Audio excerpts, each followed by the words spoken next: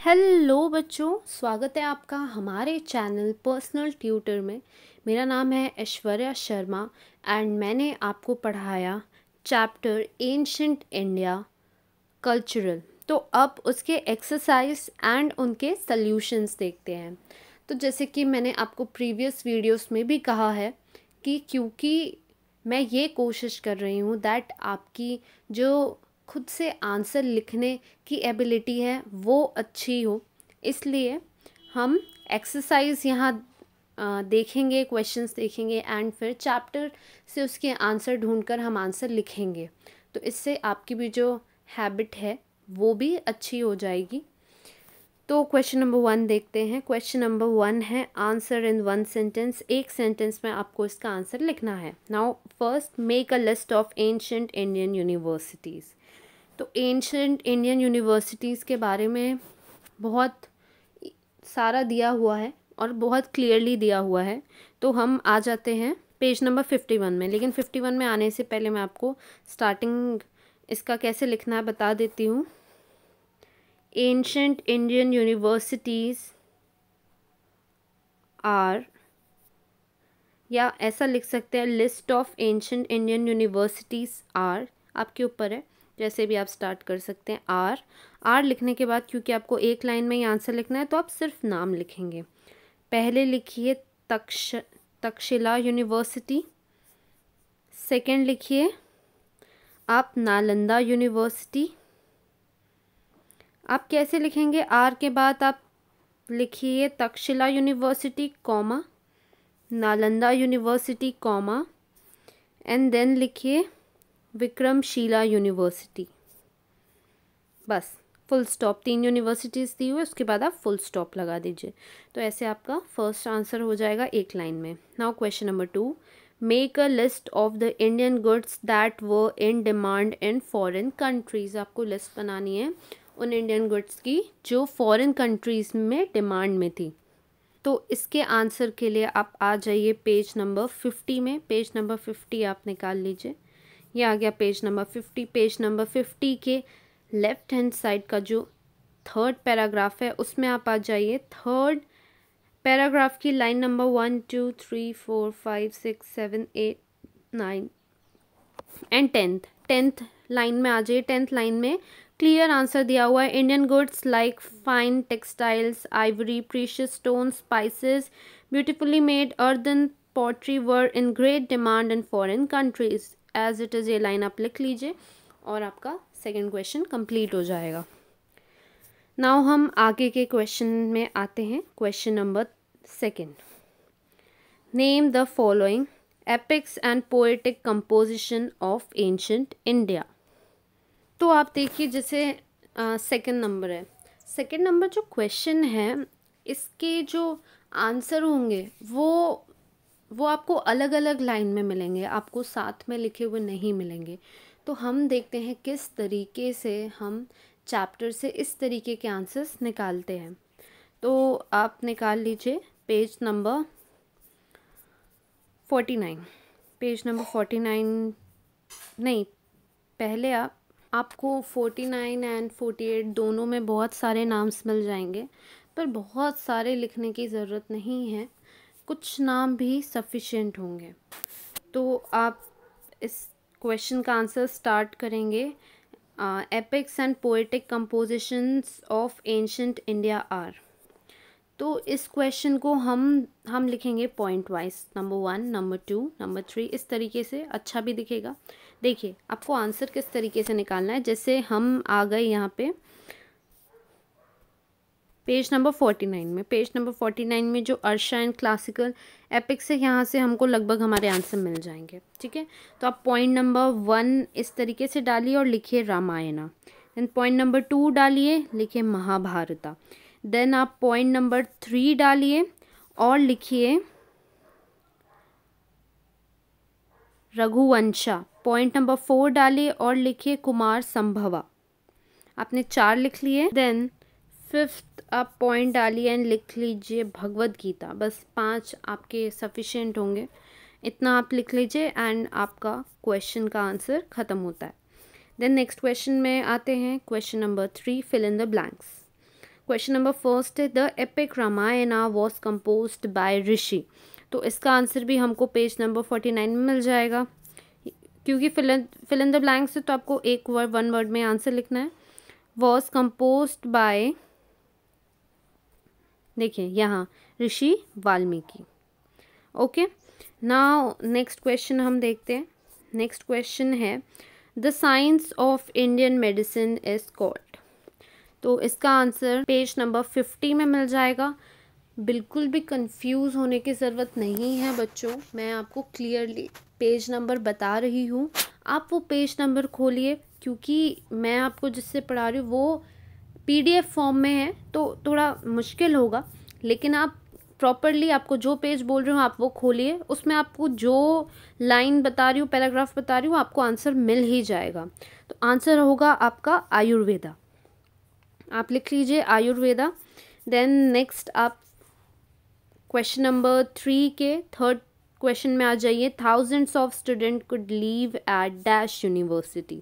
इसका आंसर मैं आपको डायरेक्टली भी बता सकती हूँ, पर क्योंकि मैं चाहती हूँ कि मैं आपको बताऊँ कि चैप्टर्स के अंदर किस तरीके से आंसर्स रहते हैं, इसलिए मैं आपको पेज नंबर मेंशन कर रही हूँ। तो इसका जो आंसर है आपको मिल जाएगा पेज नंबर 51 में। पेज नंबर 51 में जो नालंदा यूनिवर्सिटी वाला पॉइंट है, आप राइट साइड का थर्ड पैराग्राफ देख लीजिए, वहाँ आपको मिल जाएगा। आप देखिए पॉइंट नंबर 7। पॉइंट नंबर 7 में लिखा है Nalanda university could accommodate thousands of students, तो इसीलिए इसका आंसर होगा नालंदा यूनिवर्सिटी। देन हम आ जाते हैं नेक्स्ट क्वेश्चन नंबर 4 पे। क्वेश्चन नंबर 4 है answer in brief, explain what is meant by Tipitaka. आपको ये बताना है तिपिताका का मतलब क्या होता है। आंसर इन ब्रीफ बोला है, मतलब आपको ज़्यादा बड़ा नहीं लिखना है। तो बच्चों इस क्वेश्चन के आंसर के लिए आप निकाल लीजिए पेज नंबर 48।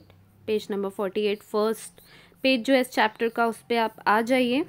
अब पेज नंबर 48 के लेफ्ट हैंड साइड में जो रिलीजियस लिटरेचर वाला पॉइंट है, उस पॉइंट पे आप आ जाइए।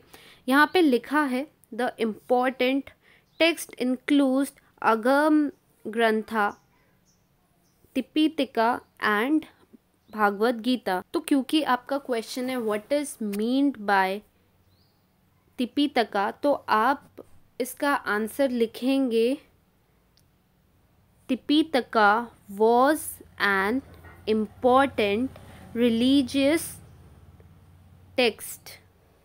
आप फर्स्ट पॉइंट लिखिए तिपितका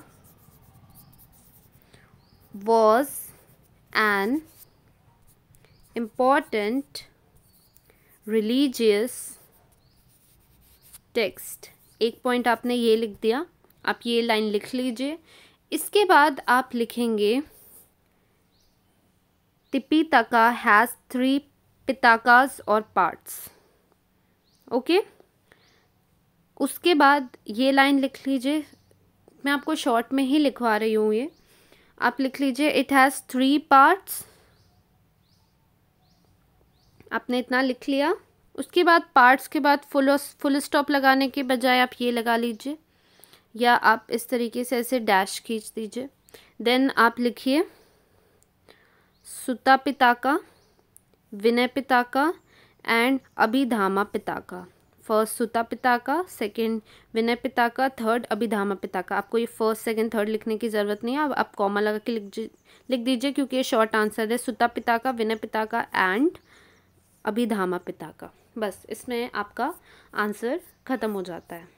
देन हम देखते हैं नेक्स्ट क्वेश्चन। नेक्स्ट क्वेश्चन है what is the message of the Bhagavad Gita. Bhagavad Gita क्या मैसेज देती है। इसका आंसर आपको पेज नंबर 49 में मिल जाएगा। पेज नंबर 49 आप निकाल लीजिए। पेज नंबर 49 में फर्स्ट पैराग्राफ में ही आपका आंसर है the Bhagavad Gita tells us that each one of us should do our duty without expecting rewards. It also says that the path of devotion to God is open to all. इतना answer sufficient है, इतने में आपका question का answer ख़त्म हो जाएगा। तो आप देखिए किस तरीके से हम आंसर्स निकालते हैं। एंड हम एक और चीज़ मेक श्योर करते हैं कि जब बात आती है ब्रीफ की, ब्रीफ मतलब होता है आपको शॉर्ट आंसर्स लिखने हैं। मतलब ब्रीफ वाले जो क्वेश्चंस होते हैं वो ज़्यादा से ज़्यादा 2 to 3 मार्क्स के आते हैं, इससे ज़्यादा मार्क्स के नहीं आएंगे ये क्वेश्चंस। तो इसे आप जितना छोटा लिख सकते हैं, जैसे फर्स्ट क्वेश्चन था explain what is mean by Tipitaka, तो ये इसके बारे में हम बहुत कुछ लिख सकते थे, इसके पार्ट्स एक्सप्लेन कर सकते थे, बट वो लॉन्ग हो जाता। तो आपको ये भी सीखना पड़ेगा कि शॉर्ट आंसर्स को शॉर्ट कैसे बनाते हैं। नाउ नेक्स्ट क्वेश्चन हम देखते हैं, what aspects does Ayurveda take into account. तो पहले मैं आपको इस क्वेश्चन का मतलब बता देती हूँ, what aspects does Ayurveda take into account. इसका मतलब है कि आयुर्वेदा में क्या क्या चीज़ें होती हैं जो देखी जाती हैं, है ना। तो इसका आंसर आप पेज नंबर 50 निकाल लीजिए। पेज नंबर 50 में आपको इसका आंसर मिल जाएगा। जो स्टार्टिंग का पॉइंट है साइंस, उसमें ही आपको आंसर मिल जाएगा, लाइन नंबर 2 and 3। ओके, आपको एक लाइन तो लिखनी पड़ेगी, Indian medical sciences known as Ayurveda, या इतना नहीं, आपको इंडियन से पहले लिखना पड़ेगा एंशियंट। यहाँ पे एंशियंट मेंशन नहीं किया है, ancient Indian medical sciences known as Ayurveda. Then आप ये पॉइंट लिखेंगे, it seeks to understand the symptoms of an illness, its diagnosis and treatment, also much thought has been given to prevention of illness. इतने में आपका answer ख़त्म हो जाएगा। Now next question देखते हैं। नाउ क्वेश्चन नंबर 5 में आ जाइए। क्वेश्चन नंबर 5 है, art and architecture of the Maurya Gupta period. अब देखिए जहाँ भी डिस्कस जैसे क्वेश्चंस आ जाते हैं, आप समझ जाइए ये लॉन्ग क्वेश्चन है और आपको इसका जो आंसर है थोड़ा सा बड़ा लिखना है, क्योंकि मैंने आपको पहले भी बताया कि हिस्ट्री में try to write answers point wise ही लिखने की आप कोशिश कीजिए। तो हम ये आंसर अच्छे से 5 पॉइंट हम चूज़ करेंगे और उसमें से ये आंसर हम लिख लेंगे, art and architecture of Maurya and Gupta period. तो ये हमको प्रीवियस पेज नंबर 52 में मिल जाएगा। पेज नंबर 52 में आ जाइए। अब देखिए फर्स्ट लाइन जो दी हुई है, Indian architecture reached its peak during the Maurya and Gupta period. अब ये लाइन इम्पॉर्टेंट है। क्यों इम्पॉर्टेंट है? क्योंकि फर्स्ट लाइन में आप ये चीज़ तो ऑब्वियसली बताएंगे कि इंडियन आर्किटेक्चर मौर्य और गुप्ता पीरियड में अपनी पीक पे था, मतलब बहुत अच्छा था उस समय। तो इसीलिए आप इस लाइन को अंडरलाइन कर लीजिए। और ये हो गया आपका फर्स्ट पॉइंट। मैंने आपको पहले भी बताया था कि हिस्ट्री में आंसर्स पॉइंट वाइज लिखने हैं, तो आप पॉइंट वाइज ही लिखिए and you will start answer कि art and architecture of the Maurya and Gupta period. ठीक है, इस तरीके से, या फिर आप रहने दीजिए, वैसे मत स्टार्ट कीजिए, आप फर्स्ट पॉइंट से स्टार्ट कर दीजिए, Indian architecture reached its peak during the Maurya and Gupta period. ये फर्स्ट लाइन हो जाएगी। सेकेंड लाइन आप लिखेंगे, the stone pillars erected by emperor Ashoka at various places are excellent examples of Indian sculpture. ठीक है, एक लाइन आपने अशोका पीरियड के बारे में लिख दी।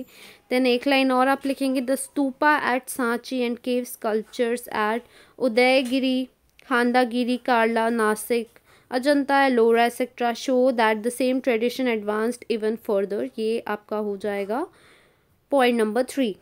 ये था पॉइंट नंबर 2, ये आपका हो जाएगा पॉइंट नंबर 3। बस अशोका के बारे में इतना सफिशिएंट है। अब फोर्थ पॉइंट आप लिखेंगे, the art of making images was developed during the Gupta period. Okay, और फिफ्थ पॉइंट आप लिखेंगे, temple architecture developed during the rain of Chalukya and Pallavas dynasty in south India. वैसे ये लाइन आप नहीं भी लिखे तो सफिशिएंट होगा, रिक्वायर्ड नहीं है, आप 4 पॉइंट से लिख लीजिए 1। देन ये हो गया 2, देन यहाँ से 3। थोड़ा सा आपको मैसी दिखेगा लेकिन आपको समझ आएगा अच्छे से यदि मैं अंडरलाइन करूँ तो।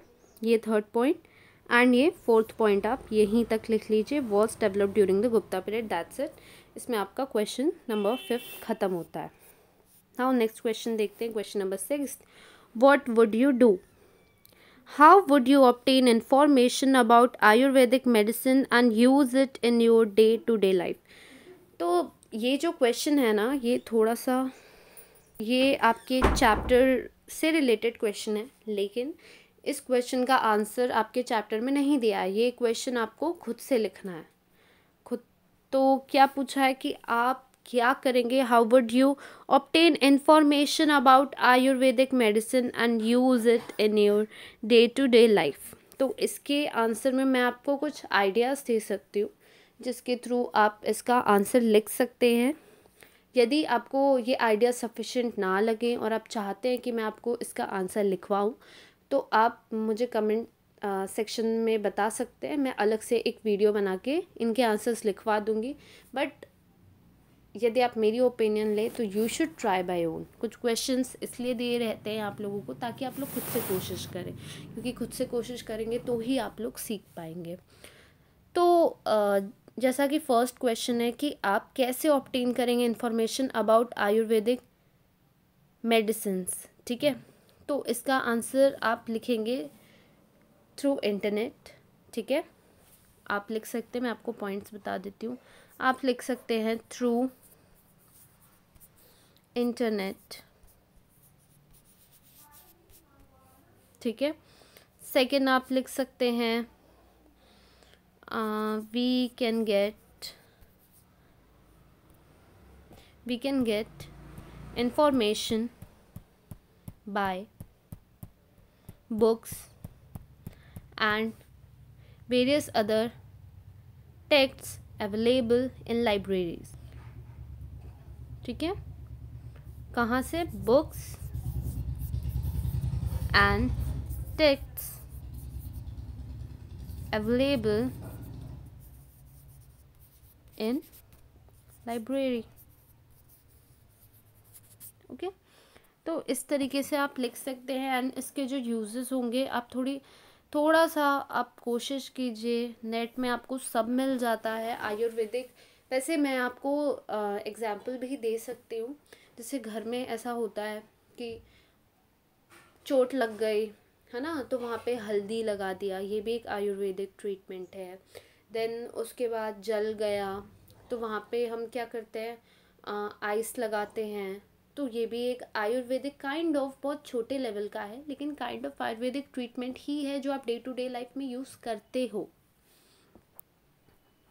देन हम सब ड्यू टू कोरोना सारे ही काढ़ा पीने लगे हैं, उसमें हम गिलोय का, तुलसी का यूज़ करते हैं, हनी का यूज़ करते हैं। ये सब क्या है? ये सब आयुर्वेदिक ट्रीटमेंट्स ही हैं, आयुर्वेदिक मेडिसिन्स ही हैं जो हम रोज़ के बेसिस में यूज़ करते हैं। तो इस तरीके से बहुत सारे एग्जाम्पल्स हैं जो आप लिख सकते हैं। Then on a trip to a historical site, your friend is writing his name on the structure. Then what you will do? आप एक historical site पर trip के लिए गए हैं और आपका friend उस historical site पर अपना नाम लिख रहा है, मतलब उसने कोई stone उठा लिया एंड वो अपना नाम लिखने लगा। तो आप क्या करेंगे? तो obviously इसका आंसर होगा कि हम उसे रोकेंगे, हम कोशिश करेंगे कि वो वहाँ पे अपना नाम नहीं लिखे, क्योंकि हमारे जो हिस्टोरिकल साइट्स हैं, जितने भी मॉन्यूमेंट्स हैं, केव्स हैं, ये सब हिस्ट्री है हमारे कंट्री की।